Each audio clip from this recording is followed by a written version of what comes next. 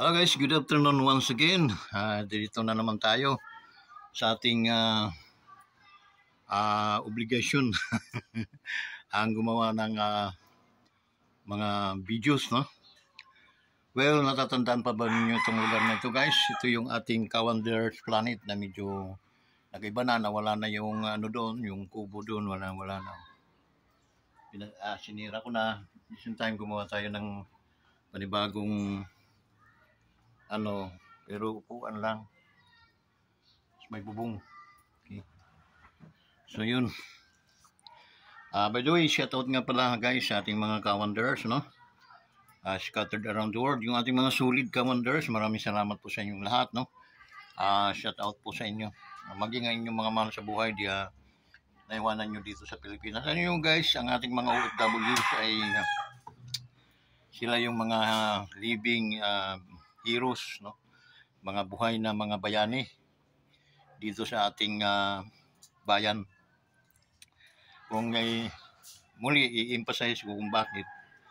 Dahil guys, yung kanilang sakripisyo na mahiwalay sa kanilang mga pamilya ay pinapalitan nga ng pera pero hindi man magpanapat, pero doon sila makikita na very may strong determination sila na ma-fulfill nila yung kanilang mga dreams, no? Because there is purpose by kung bakit sila punta dyan, no? It's because there's may purpose sa kanilang mga journey, sa kanilang mga buhay, no? Gusto nilang mapaunlad ang kanilang pamilya, magkaroon ng magandang kinabukasan ng kanilang mga anak. At the same time, mapaaral nila ng maayos once na mayroon silang pera, no? So yun. So ginagrabs nila yung opportunity, parang great opportunity na sa kanila yon, ang makalabas sa ating bansa at manilbihan sa ibang bayan. Kung ating titimbangin, talagang napakahirap, ano, na gawin. Lalo na tayo mga Pilipino, alam natin mga family-oriented tayo. Ngunit,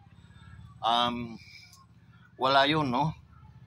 Sa mga sakripisyong inaano natin sa ating pamilya. Ang matupad lamang ang mga pangarap natin sa buhay. Ngunit yung paman, sana ginagantian tayo ng gobyerno ng magandang pagkilala, magandang pagsaludo at pagrespeto na bilang tayo ang taga-back up, no, ng pagbagsak ng ekonomiya, andyan ang ating mga OFWs na sumasalo, linilip up nila yung gobyerno, no, kahit napakasalaulan na itong gobyerno natin ngayon, andun, hindi nag-atubili ang ating mga OFW, supposed to be, no, nung iba, uuwi na ako dahil wala na makakwinta-kwinta.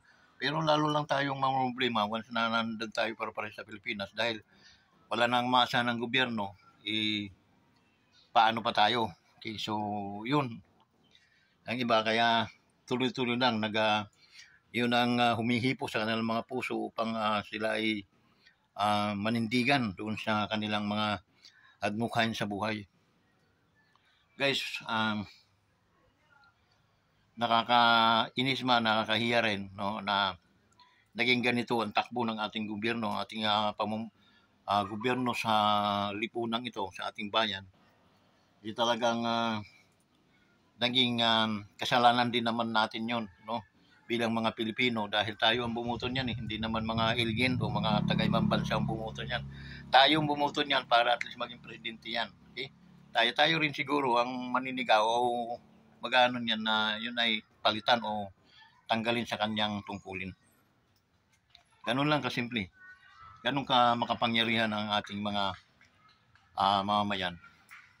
Okay, yun. Hindi guys, hindi makikakila na lugmok na lugmok ang ating ekonomiya, no? Ang ating piso bumaba, 59, almost 59 something ang dollar, no? So doon pa lang puro history guys, no? History na palaging na nagkaganyan, umabot ng ganyan. Since from hindi umabot ng gano'n. Ito lang na pamunuan ni Marcos ang mabot tayo ng ganyan ka mahaling dollar at depreciate ang ating piso. So once na nagkaganyan, bagsak ang ating ekonomiya. Nakakatakot ito, magdi-December pa naman. Na habang tumatagal na namumuno o nandyan sa palasyo itong presidente na pinihinirang ninyo, ay talagang ang dulot ay hindi kasaganaan, bagkus ang dulot ay puro kahirapan. Okay? Hindi alam kung paano kikilos, hindi alam kung ano ang gagawin. Okay? Yun ang kapitan na walang kakwenta-kwenta. Kung isang kapitan ng isang barko, dapat ito hinulog ko na kung ako'y katabi. Pupunali ka. Walang nga palibag natin ito sa dagat. Okay? Because, yun ang sinasabi ko, huwag kayong tumakbo ng mataas na posisyon na oras na hindi naman pala ninyo kaya. Tulad yan, dapat yan, vice lang, tinalo pa nga ni Robredo yan eh, pagka-vice, no? Sa takbo niyang pagiging vice eh, talagang tinalo yan 2 beses ni Robredo. And then, dapat nga, naging vice lang muna, eh, wala nga tayong magagawa, no? Dahil yun ang kapalaran, kapalaran ng Pilipinas na maghirap, mahubaran, dugasan, pagnakawan, lahat na nakahiyaan ay nasa atin na. Sa totoo lang, wala na tayong mukhang makaiharap sa ibang bansa dahil pinagtatawanan tayo, parang trapo ang tingin nila sa atin. Mabahong isda, sabi pa ni Dr. Jose Rizal. Dito lang sa gobyernong ito, ngayon, naiiba. No? Natatandaan ko nga, si Pangulong ex-President Duterte na ang ginawa nila, kinawawa pa nila ngayon. No? Hindi ko maano talaga urok yung utak nitong taong ito, itong presidente ninyong ito. Pinalibing na ang tatay nila sa libingan ng mga bayani. Eh, tinulungan silang maging presidente, manalo, at bumanga ulit ang kanilang apelyido. At mo, kidnapin at ipadala sa ibang bansa. Sa ICC. ICC is walang jurisdiction dito sa atin dahil hindi na tayo membro nila. Pangalawa, nagpapansyon yung ating batas. Pangatlo, wala silang nakikialam lang sila oras na ang kanilang ang mga bansa ay nasa kihos ng kalagayan, yung wala nang namumuno. Okay? Functional ang ating medyo may mga bangag nga lang ang humahawa, kaya yan ang nangyayari. Tingnan yung ombudsman ngayon, na si Rimulya ba yan? Oh. Walang ibang ginawa kundi interview, presko ng presko, kundi ba naman gago din itong hayop na to. No? So, hindi ko alam bakit nagsama-sama itong mga bangag ng mga taong ito dito sa gobyernong ito. Andyan din yung tagapagsalita ni attorney na babae, vlogger dati yun, no? Halos isinusukan niya si Marcos dati. Ngayon ang pinakain ni Marcos ng ang tawag nito, yung yung pakakainin ka tapos biglang napaibig. Gayuman ni Marcos, ayan. Parang linta. Lahat na may mga si Marcos, Ferdinand Bongbong Marcos Jr., kompleto talaga. Tapos ang mga ni Aling Claire, ay talagang Claire nga ang pangalan, pero labo naman ang dating ng lahat ng mga pinagsasabi. So Claire, makinig ka. 2 taon na lang mahigit. Ang tanong, saan ka pupulutin? Mag-ano ka? Didimanda ka namin, talagang kakalagkarin ka namin sa husgado sa susunod na mga panahon. Hindi ka namin tatantanan na animal ka. Yung ginagawa, ang akala mo walang katapusan yan. Tandaan mo yan. Okay? Pagkatapos, yung Ferdinand Bongbong Marcos Jr., yari ka. Kahit saan ka magpuntang bansa. Okay? supina ka namin. Patatanggalan kita ng lisensya. Pagiging abogado. Abogada, tanga ka eh. Bubo na, tanga pa. Okay? Tingnan mo, i-review mo yung mga lalo na yung tinanong ka na, asan tong balay-balay, mga barangay, mga pinagawang balay 2,000 na sa balay-balay, saan ba banda ito? Mga sinungaling tong hayop na to. Kaya hindi kami mag-atubiling, tawagin kang hayop, mas masahol ka pa nga sa hayop na animal ka eh. Totoo lang. Ang hayop na natatakot sa tao, pero ikaw, sinisiraan mo ang tao, lalo ng vice president namin. Okay? Ano pa?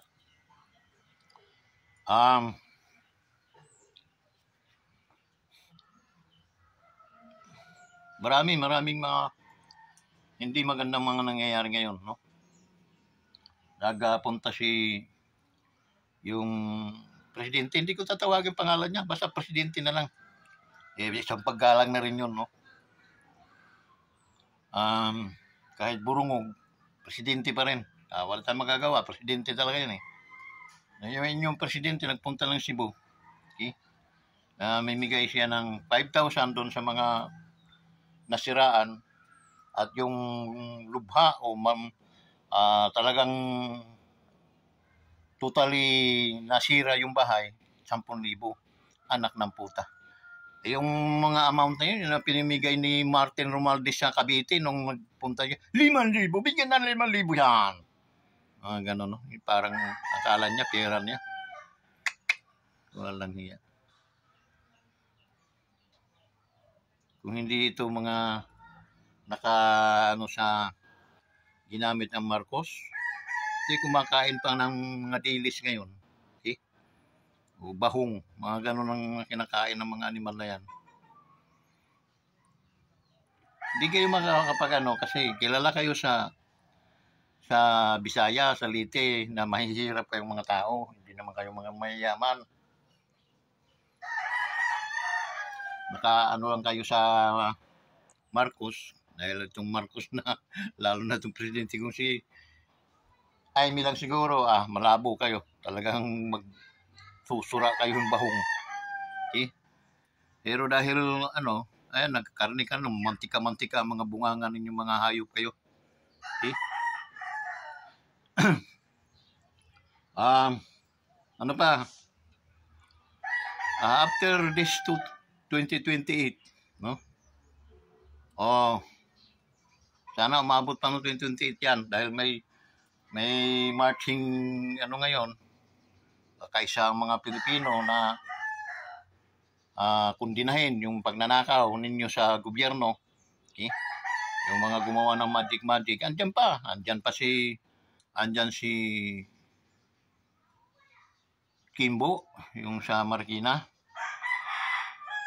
Andyan pa yung mga nagmagic, no? Andyan yung anak ni Fernando po. Okay? Sus, kung buhay pa yung ama mo, baka binitin kang patiwarik na animal ka. No? Sa totoo lang, at binuhusan ka ng gasolina, sinilabang ka na. Hindi kaya ng budhi ni Fernando po Jr. yung ginawa mo. Magikin nyo yung budget, tapos kayo-kayo lang yung nakakaalam. Hanggang ngayon, hindi pa kayo na sisintensyahan. No? Pasalamat nga kayo nagkaroon kayo ng presidenteng ganyan. Pero ang presidente katulad ko, matalino. Nako, oras lang. No? Hindi tayo aabot ng 24 hours. Silya electric ako kayo. At ang gagamitin ko para walang gastos, plansa. Plansahin ko yung mga mukha yung mga animal kayo. Kasi nga, sobra kayo nga magnanakaw. Mga ninakaw ninyo yung mga, tapos pa kayo ng mga ghost project. Diyos ko naman, pinaghirapan yan ng mga Pilipino, yung buhis na yan. Tapos, ngutang kayo para at least nakawin lang ng mga animal kayo. Kakahiya talaga kayo. Kung sana ang napaparusahan, ang unang-unang mga nadadali sa mga baha, kayong mga animal kayong magnanakaw. Okay? Sabihin natin, buhayin natin siya. Yung totoong magnanakaw, yung mga pamilya na lang na wash out sa baha. Tingnan natin, kung di ka magduluhan ng dugo sa pagsisisi. Pera ng Pilipino yun. Kaya maraming namatay na bahaan, na anod sa baha dahil sa katarantaduhan ng mga hayop kayo. Isa rin to mga mga vlogger na mga DDS man o mga siraulo din to, no? Puro alam nyo, sinabi ko na sa inyo, marami akong almost 2 years ago na marami akong vlog na kinukundin akong mga ito dahil sila yung gumagawa ng para mag-away-away. Ito ngayon kasi ang niyan, views lang naman, mga hahabol ng mga animal na yan. So, totoo lang, itong aking vlog, ang hindi man kayo mag-likes nito, mag-subscribe, okay lang. Okay? Walang problema sa akin, express ko yung aking saloobin. Okay? Na kayo yung naging dahilan din ng kagubutan dito sa ating bansa dahil panay ang rumble-rumble niyo, na-rumble-rumble niyo mga kumari, tapos tirahin nyo ng views, mga views. Subscribe muna tayo, guys. 1, 2, 3. Yun. Like natin. Like and share. Halatang for the views lang kayo. Ito lang yung mamira. No, nahiya pa kayong magpabayad. Kunwari. Ay mga ni Bangag, mga bayaran. Bayaran talaga yun.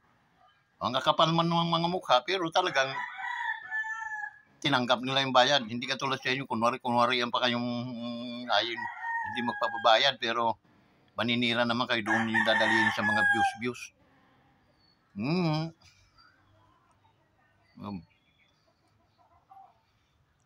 Dagukan ko kayo sa isa. Halata yung inyong mga noon pa, sinabi ko na, ng mga vlogger na ito, na kampi-kampihan kunwari sa Pangulong Duterte. Pero sa totoo lang, for the views lang ang kanilang mga habol dito. Yeah. Pangita-kita tayo kahit saan, tayo, talagang sampigain ko kayo sa isa. Totoo lang.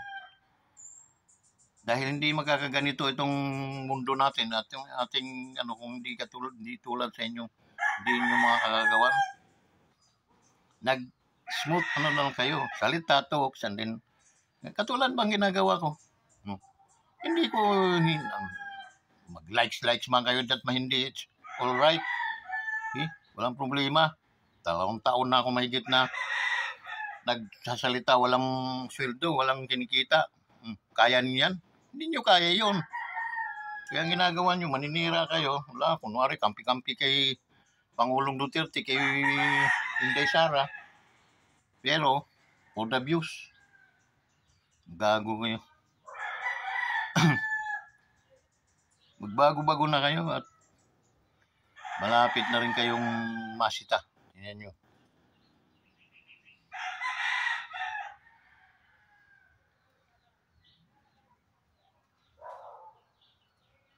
Kainis kayo. So, yun guys, ako nagpapasalamat na ito 900 plus na, 946. So, mayroon na lang 54. So, yung 54 na maabot nga ito ng 900, yung pang 1,000, yung pang 54 na lang para mag 1,000. So, nagpapasalamat ako. Ang aking pasalamat talagang hindi ito for the views, Maraming salamat doon sa nagtiwala. Maraming salamat sa nanonood sa aking video. Maraming salamat din doon sa nag-likes, at nag-share at nagko-comment. So, maraming salamat po talaga sa inyo.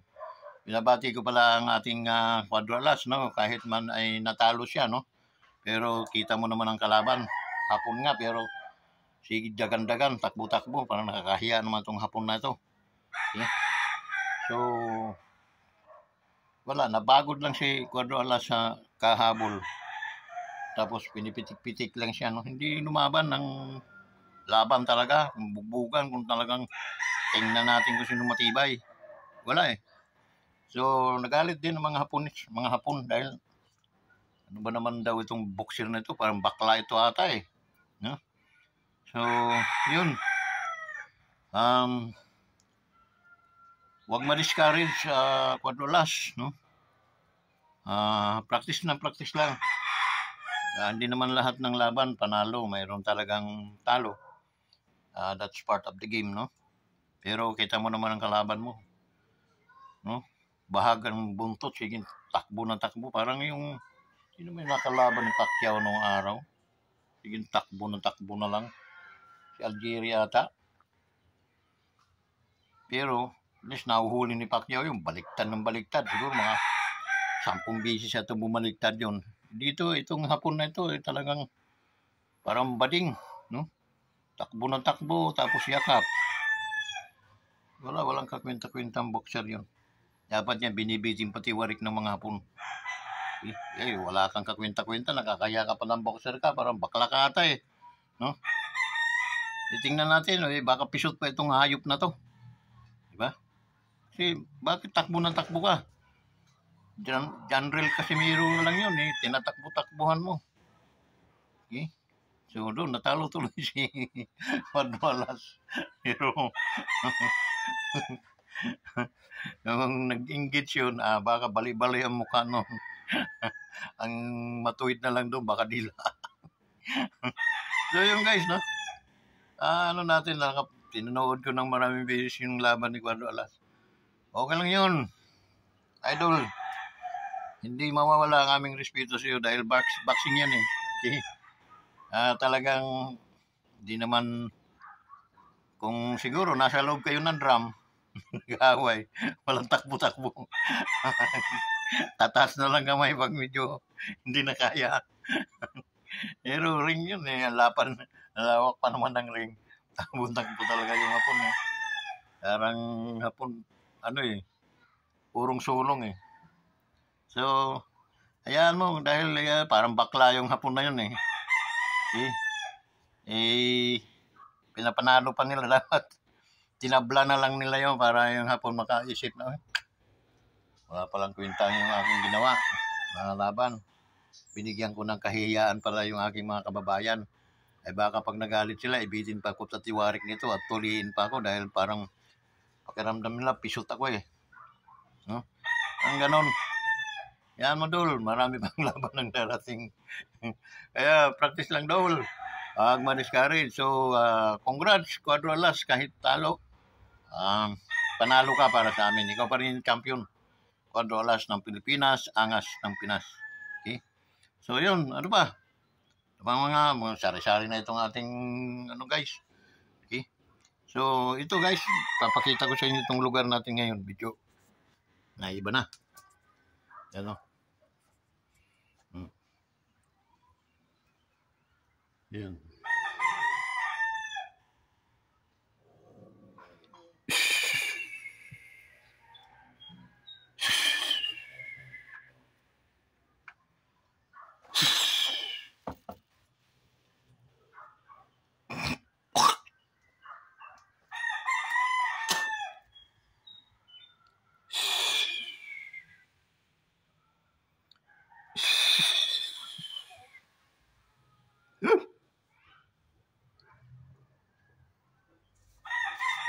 Matalas itong asong ito, matalas ito sa mga ganyan. Ahas-ahas talagang nahabol niya dito. Medyo malagutok na naman ang boses niya. Baka panakain inigay ang ating saingan, no? Okay. Wala na yung luma, ayun, no? Wala na. Dito tayo gagawin na lang natin basidbulan yan. Okay. So, linisan yan. Medyo summer na, linisan natin yan. Tapos, gawin natin basidbulan yan. Or swimming pool. Okay. Ayan.